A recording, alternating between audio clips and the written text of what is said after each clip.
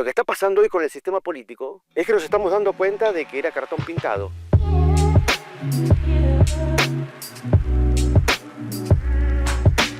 Soy Jorge Jacobe, me dedico a investigar comportamiento humano. La opinión pública, primero, no es una sola cosa, ¿no? Es un compendio de muchas opiniones distintas que durante décadas su análisis estuvo muy dominado por una conceptualización muy politológica y muy sociológica que yo abandoné hace mucho tiempo. ¿Por qué? Porque te lleva a caminos de análisis que son horrorosos, ¿no? Izquierdas y derechas, suposiciones respecto de que el comportamiento del voto es racional. Te diría que es un magma de emociones actuando y haciendo síntomas. Y que hay que entenderlo en ese sentido, hay que entenderlo en sentido emocional, ¿no? Si vos te pones a ver nuestros estudios, que hace ya muchos años que tienen una línea de visión y de investigación mucho más psicológica que sociológica, vas a poder comprobar cómo las emociones han compuesto y han descompuesto escenarios políticos a niveles aceleradísimos. Cómo la opinión pública esperanzada es capaz de sostener cosas que pueden ser maravillosas o que después son tremendos desastres. Que esa esperanza cuando se estructura puede defender a una persona, a un presidente en este caso, hasta el ridículo, hasta el cinismo, y cómo después esa misma opinión pública puede cambiar de emoción y en un estado de tristeza, que es lo que sucedió en los últimos 3 años de Alberto Fernández, puede descomponer a un hombre que supo tener 70% de imagen positiva y de repente tomar una decisión de riesgo absoluto, que es poner en la Casa Rosada a un conjunto de gente que en realidad eran 2 hermanitos y 4 perros, ¿no? Y cómo esa emocionalidad entonces cambiante, arriesgada, fastidiada, dolida, frustrada, puede sostener hoy a un presidente que le está pidiendo un esfuerzo que daba la sensación que iba más allá de la frontera de dolor tolerable. Y que aún así, aún en la estabilidad que está teniendo hoy, aún así puede volver a cambiar severamente, ¿no? Demostrar que siempre un riesgo. Lo interesante es ver, en contra de aquellos que dicen que la democracia no funciona, lo interesante es ver cómo los presidentes en Argentina están sometidos únicamente a si la opinión pública los apoya o no los apoya. Si la opinión pública los apoya, el sistema político, tenga lo que tenga, tiene que ir a baraja. Y si la opinión pública le suelta la mano, no hay sistema político que te guarde. Me parece que la colaboración del sector público es poder crear un ecosistema donde el sector privado se pueda desarrollar bien, ¿no? Esa es mi concepción individual, ¿no? El gobierno tiene una mirada de un Estado muy pequeño. No sé si es exactamente la que se ajusta a mi visión, pero sí estoy cerca en la idea de que hay que crear un ecosistema donde haya ganas de hacer cosas, ¿no? Además de posibilidades de hacer cosas. En lo actitudinal que está proponiendo el gobierno se basa una gran parte del cambio del pH, ¿no? Mira, las políticas que tienen que ver con que el Estado vuelva a ocupar la calle, que la calle es del Estado, no es de quien la pretende, es de lo más valorado, ¿no? Hay una buena valoración del rol del Ministerio de Seguridad en cuanto al combate con el narcotráfico, pero es severamente mayor la valoración que tiene que ver con el orden de la calle. Y si vos te lo pones a pensar, tiene que haber ahí un aporte más de índole psicológico, insisto en esto, que de índole práctico, ¿no? Porque, digo, cortan el microcentro y a cuánta gente lo puede afectar real, ¿no? ¿Por qué un tucumano opinaría a favor de que no haya más cortes en el microcentro? ¿Por qué un santafesino? ¿Por qué un neuquino, no? Me parece que lo que se está valorando muy fuerte es la sensación de que el Estado salió a la cancha. Yo creo que el rol de Patricia va más allá de la seguridad. Había desde la opinión pública 2 grandes demandas. Alguien que se ocupara de las cuestiones económicas, básicamente de la inflación, o en primera instancia de la inflación, y después de que el país dejara de ser un descontrol. Vos sabés que la psicología plantea dos grandes roles, el rol que llaman materno y el rol que llaman paterno. No porque sean mujeres o hombres, sino por roles. El rol materno es el rol que viene a reconocer el dolor donde lo encuentra y que viene a tratar de calmarlo. Y trata de calmarlo con lo que tiene y con lo que no tiene, ¿no? Fíjate que con lo que no tiene podemos hablar de inflación o de tomar deuda. Y que viene a calmar ese dolor criando y malcriando también. Es decir, ponelo, si querés, en un lugar fácil, el de la madre, que le puede hacer daño a un hijo porque lo malcría, dándole todo. Y el rol paterno es el que viene a hacer lo contrario, digamos, el que viene a poner orden, el que viene a impulsar a los demás a valerse por sí mismos. Después de muchos años y de muchas opciones electorales donde la opinión pública buscó psicológicamente el rol de la madre, ahora vuelve a buscar el rol del padre, que yo lo había intentado con Macri y con algunos otros padres, entre comas, que se ofrecieron desde ese rol y que después no tuvieron el coraje para ocupar el lugar. Ahora da la sensación de que este gobierno tiene el coraje para ocupar ese lugar, lo que no quiere decir necesariamente que salga bien o mal, sino que por lo menos lo intenta. Dentro de esa necesidad, Patricia Bullrich cubre ese espacio, de modo tal que es por lo menos la mitad de la demanda para el gobierno de lo que le había pedido la opinión pública. Mira, te cuento un dato. En la previa de las elecciones, no solo la previa de las elecciones, sino la previa de la configuración de las listas, del armado de las listas, nosotros publicamos unos datos que eran muy interesantes. Le preguntamos a la gente a quién quería votar a presidente y a quién quería votar a vicepresidente en una pregunta abierta, sin opciones. Entonces vos podías componer la fórmula que quisieras, aunque fuera ridícula, ¿no? Y lo que nos extrañó es que las dos fórmulas más deseadas eran Milei con Bullrich y Bullrich con Milei. ¡Wow!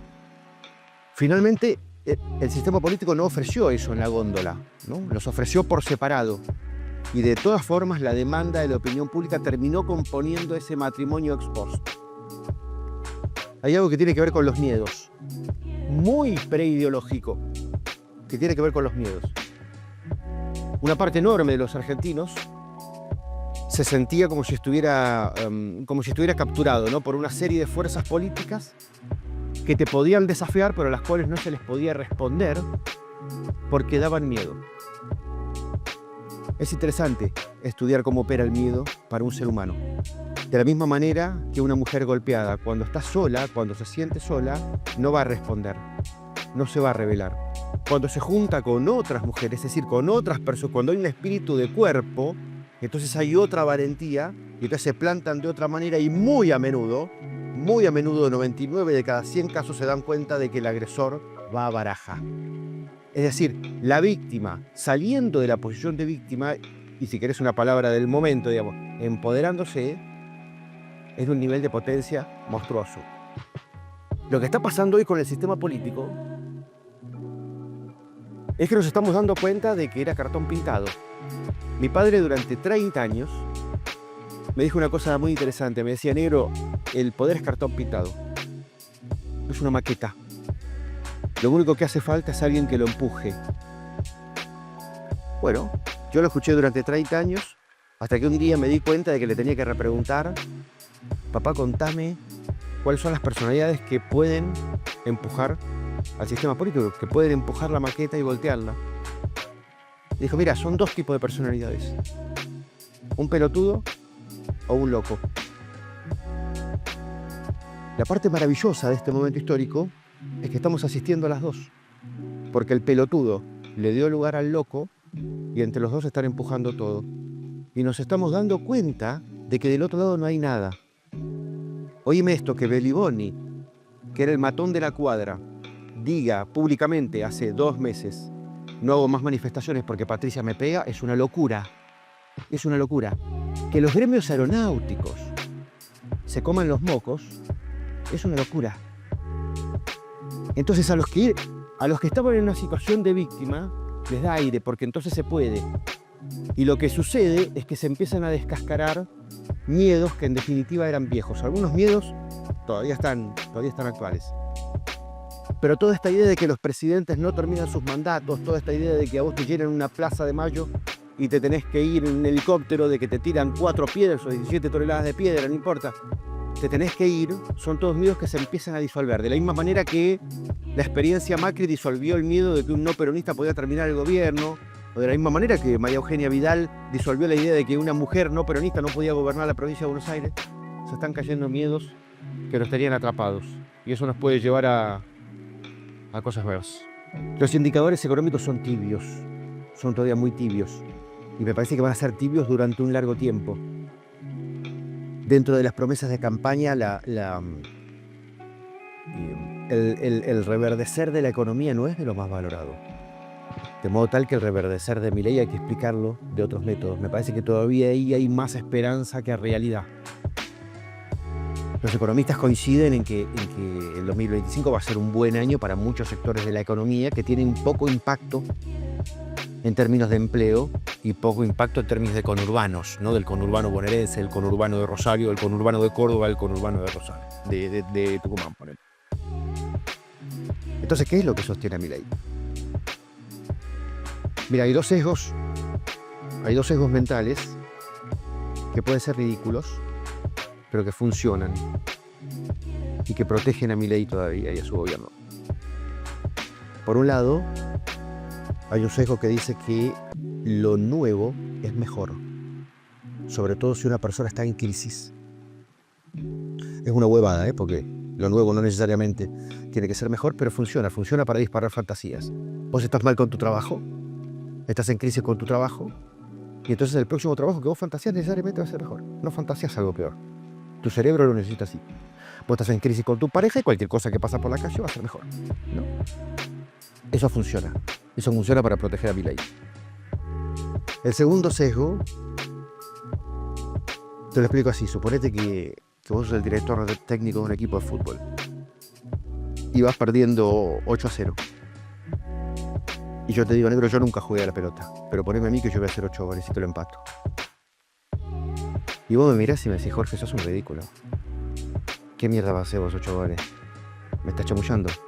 Yo te digo, flaco, ya probaste con todo tipo de jugadores de fútbol, ya probaste con 4-4-2, con 4-3-3, con 5-4-1 y nada te funcionó. Date cuenta que tenés que probar con algo diferente, poneme a mí. Y te lo ofrezco varias veces y en un momento vos, perdido por perdido, me pones. Y resulta que yo hago los primeros 3 goles. Te prometí 8. Hago los primeros 3. Nada indica que yo voy a hacer los otros 5. Nada. Que haya hecho 3 no indica que voy a hacer 4, ni 5, ni 6, ni 8. Pero vos empezás a creer que yo los puedo hacer. Esto está funcionando para Milei. Milei hizo 8 promesas, hizo 10. Bueno, 3 ya da la sensación de que las cumplió. Eso lo va a proteger durante un buen tiempo. Mirá, antes de este repunte de 8 puntos, es decir, del mes donde midió 42, no 50, hicimos una pregunta sobre intención de voto. Y con proyección de indecisos, es decir, con investigación de los indecisos, la Libertad Avanza estaba cercana a los 40-42 puntos de intención de voto. Y un kirchnerismo de 33-35. Entonces no está pasando nada distinto a lo que siempre ha sido. Pero que las elecciones que viene, excepto que el ecosistema cambie mucho, se van a polarizar enormemente. Ya si tenés una opción de 40 y pico y otra opción de 30 y pico, ya las tenés polarizadas. Eso borra a los terceros, a los cuartos, a los quintos. Cualquier otro negocio se convierte en algo absolutamente minoritario. Situación que se tiene que acomodar todavía mucho en cada una de las provincias, porque hay provincias donde la polarización te propone un juego de 2 desde arriba y abajo hay 4 partes que se van a tener que acomodar, digamos, que bailar un minué para ver cómo se van en parejas. Pero con eso, con lo que medía el mes pasado, con 42 puntos, si obtuviera 42 puntos en las urnas, Milei con eso le alcanza para emparejar la elección de Juntos por el Cambio de medio término del gobierno de Alberto. Ningún gobernador se enfrenta abiertamente a un presidente que tiene 50 puntos de imagen positiva, excepto los que están muy del otro lado ideológicamente, que están obligados a cumplir un rol de opositores, me refiero al kirchnerismo en particular. El resto, lo que hacen es hacerse los pelotudos. Con 50 puntos y un tipo que ganó con nada, que ganó en tu propia provincia, lo que van a hacer es jugar un juego gris, donde un poco le dicen que sí, a veces le ladran un poquito, tratan de caranchearlo, tratan de negociarle algo, pero en definitiva se le pueden enfrentar a un tipo que empieza a medir 30, que empieza a medir 25, no a uno que mide 50 puntos. Entonces, Milei es fuerte o Milei es débil, no por la cantidad de diputados y de senadores que tiene. Milei es fuerte o débil dependiendo de cuánta opinión pública tiene. Mientras lo protejan, el sistema político va a ir a baraja. Hasta las elecciones de medio término, pese a que hay una discusión social que es picante, que tiene 220 voltios, que da paranoia, la verdad que no le veo riesgo hasta las elecciones de medio término. Después de las elecciones de medio término, hay que ver qué es lo que sucede, pero ahí es donde yo veo el riesgo de que crezca la ansiedad en el propio votante de Milei. ¿Por qué? Porque, insisto, es la misma gente que votó a Macri, ¿no? Que intentó esto, pero ahora lo está intentando con Milei porque cree que es la misma versión, pero con los huevos bien puestos.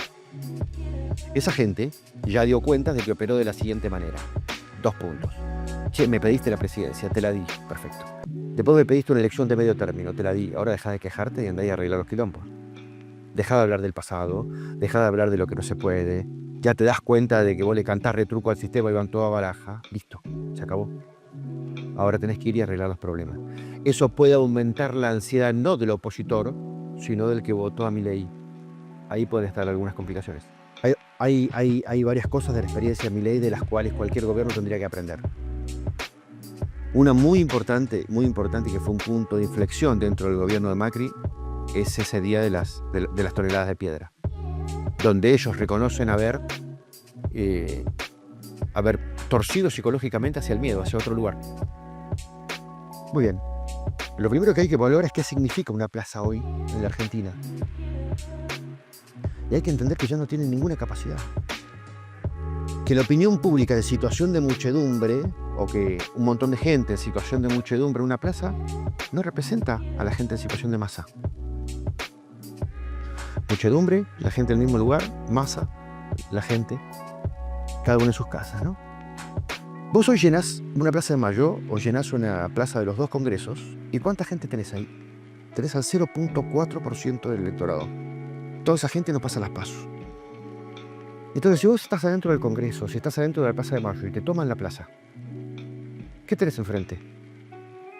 ¿Tenés al pueblo pidiéndote que te vayas o tenés al sistema político tratando de hackearte? Si vos entendés que tenés al sistema político tratando de hackearte, que no representa lo que le pasa a la opinión pública, te cagás en eso. ¿Qué querés, la Plaza de Mayo? Bueno, yo te pongo un escenario, te pongo 2 micrófonos, 10 baños químicos y métetela por el culo. Ahora, si vos crees que si vos estás adentro de la casa de gobierno, como Macri, y crees que la Plaza de Mayo es un riñón tuyo y te lo están toqueteando, y entonces a vos te va a doler simbólicamente, entonces, si vos le restás valor a los símbolos políticos que en algún momento fueron importantes, entonces tenés un poder que es inconmensurable. Es inconmensurable. Me parece que la Libertad Avanza, la gente de la Libertad Avanza no reconoce esos símbolos, no porque hayan desandado este camino mental, sino simplemente porque vienen de otro lugar. Es como si no se enteraran, ¿entendés? Y me parece que es un activo político. Vienen tan distraídos o vienen tan de otro lugar, El loco. que no le dan bola. Esto sería el despistado. Pero el despistado o el nuevo viene sin las taras de lo viejo, ¿no? Y esto es un gran valor o un gran punto a favor.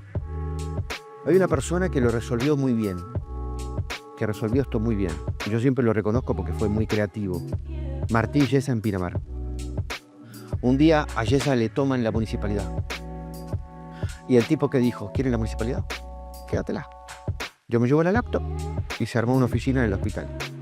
Los muchachos tratan de no romper nada y cuando quieren se van. Se acabó. Se acabó el problema. Le sacaste a lo que el otro pretende que sea tocarte el culo, vos le sacaste esa capacidad. Ahí hay un punto. Cualquier cosa que pase en la Plaza de Mayo no necesariamente quiere decir que la opinión pública esté ahí. Ahí hay un punto importante. De modo tal que si este gobierno en su en su estilo de venir de otro lado, no responde a las taras que tenemos preconcebidas y que de alguna manera generan estímulo y respuesta, puede plantarse en otro lugar, digamos, puede plantarse bien en otro lugar y conseguir otras cosas. Mira, Milei de todos los presidentes, en la previa de las elecciones, de todos los que fueron presidentes, Milei era el que menos esperanza daba. Alberto Fernández, cuando se encaminaba para ganar con el 48%, 48 donde Milei sacó 30, Alberto había sacado 48, la esperanza dominaba la nube de palabras enormemente. Para Alberto, para Macri también, para Cristina 54% de la voto, ni te cuento. Milei era el que más esperanza tenía, pero no era dominante. Dominante era la palabra loco. ¿Por qué? Porque lo que tenía que lo sustentaba era 30%, ¿no? 30%, preferentemente hombres, preferentemente menores de 30 años. Muy bien, después a eso se sumó el 25% en la segunda vuelta que venía de votar Juntos por el Cambio, Patricio Bullrich en particular. Esos dos juntos, a partir de que Milei se sentó, empezaron a estructurar una esperanza. Es decir, como si una parte del público se hubiera enamorado antes del casamiento y otra parte se hubiera enamorado después del casamiento. Pero sin embargo eso surgió. ¿Surgió ex post? Sí, surgió ex post. ¿Hoy se mantiene? Sí, hoy se mantiene. Pero se construyó diferente a lo que se construyó siempre en Argentina. Y eso puede el día de mañana, no te lo puedo asegurar, digo que puede estructurar algo distinto. En esto de la esperanza, si bien la esperanza es absolutamente necesaria y constitutiva del ser humano para seguir, sobre todo para reestructurarse después de una desesperanza, para estructurarse después de una depresión o de un trauma, digamos, para salir de todas las fases del duelo, si bien es absolutamente necesaria, estaría bien, sería una buena noticia que tenga algún componente mayor de racionalidad. Porque hasta ahora la tragedia de los argentinos es que hemos sido inmaduros, es que hemos sido ilusos. Como si fuéramos niños que todas las navidades, el 24 de diciembre, creíamos que Papá Noel existía. Porque deseábamos creerlo. Y entonces cualquier pelotudo más o menos vestido de rojo era Papá Noel. O pelotuda. Y después el 25 nos dábamos cuenta de que Papá Noel no existe. Y el año que sigue, el 24, volvíamos a caer en el mismo error. Entonces Papá Noel va a existir porque deseamos que exista. Y de vuelta, el 25 nos dábamos cuenta que no. No toda la sociedad, porque hay dos medias sociedades que creen en Papá Noel es diferente. Pero en definitiva, éramos un pueblo donde la mitad cree que existe Papá Noel y la otra mitad cree que existen los Reyes Magos y los dos piensan que el otro es un pelotudo. Bueno, si en una de esas, esa esperanza sustentada sobre la nada, la podemos estructurar en algo un poco más racional, aunque sea una parte de ese cúmulo de votantes, en una de esas nos normalizamos un poco, maduramos un poco. Lo de fondo es la economía. Lo que mueve el comportamiento de los argentinos hace mucho tiempo es la angustia económica. Eso es lo que está de fondo. Entonces, ¿qué pasa? Cuando da la sensación de que un presidente nos lleva hacia un mejor lugar económico, las formas no importan. No importan. Nos importa 3 carajos todo. Nos importa 3 carajos la corrupción. Nos importa 3 carajos la institucionalidad, el avasallamiento de las instituciones, el trato con la prensa, si tiene 4 perros o son 5, si está bien peinado o mal peinado, no nos importa nada. Si es agresivo o no nos importa nada. Nada. Cuando se rompe la ilusión de que esa persona nos lleva hacia un lugar mejor, entonces nos empiezan a importar las formas. Las formas son, para los argentinos, y lo digo con algún nivel de pesar, las formas son un síntoma, no son el problema. Yo no tengo una estructura hacia la depresión. Y los argentinos no tienen una estructura hacia la depresión. Sí tenemos una estructura hacia la tristeza y hacia la ilusión, ¿no? Que es la otra máscara de esa esperanza que hablábamos antes. Somos inmaduros, somos incoherentes, pero no somos depresivos. La Argentina tiene una potencialidad que reconoce cualquiera. El problema es que está como muy llena de argentinos.